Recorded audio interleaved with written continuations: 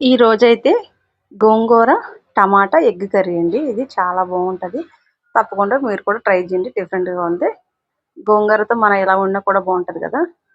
Curry అయినా veg అయినా non veg అయినా ఎట్లకైనా బాగుంటుంది.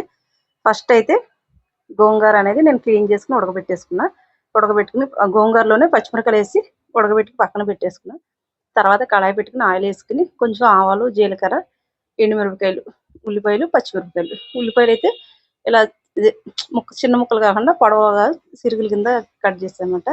అవన్నీ వేసుకుని ఫ్రై అయిపోయిన తర్వాత టమాటా ముక్కలు వేసుకుని కొంచెం మెత్తగా అయిన తర్వాత ఉప్పు, కారం, పసుపు ఇవన్నీ వేసి తర్వాత ఉడికిన తర్వాత నేనైతే గోంగూర అనేది వేసుకున్నమాట. వేసుకుని ఒక గోంగూర ఎగ్స్ వేసుకున్న తర్వాత కొంచెం ఉడికిన తర్వాత గోంగూర వేసుకున్నాను.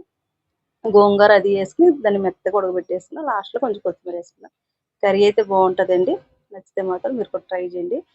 ఎగ్ గోంగూర కర్రీ అన్నమాట. చాలా డిఫరెంట్గా ఉంది, టేస్టీగా ఉంది. ఇది వెజ్ బిర్యానీలోకి కూడా బాగుంటుంది. ప్లెయిన్ బిర్యానీ వేసుకున్నా కూడా బాగుంటుంది. ఇది అనేది పిల్లలు కూడా చాలా ఇష్టపడతారు. ఈసారి నేను ఉత్తిగా గోంగూరతోనే చేద్దాం అనుకున్నా. గోంగూరను ఎగ్తో చేద్దాం అనుకుంటున్నాను. ఎందుకంటే ఇప్పుడు ఈ రెండింటితో కొంచెం నాకు గ్రేవీ కావాలని అలా వేస్తే గోంగూర కొంచెం ఉంది. ఇది కూడా ఇంకా మా ఇంటికాడ నుంచి మా ఊరు నుంచి మా వారు తీసుకొచ్చారు వెళ్ళినప్పుడు. గోంగూర అయితే ఒకటేమో గోంగూర రైస్ కింద చేసి సగమేమో ఇలా కర్రీలోకి వేసామన్నమాట. నచ్చితే మీరు కూడా ట్రై చేయండి. ఇంకా కొన్ని ఏమైనా మర్చిపోవచ్చు నేను వేసి అందులో. ఇంకా అవ్వగా చెప్పేసామన్నమాట వీడియో కదా అని. ఇక్కడ మిల్లెట్స్ రైస్ అయితే వండాను. నచ్చితే మాత్రం లైక్ చేయండి.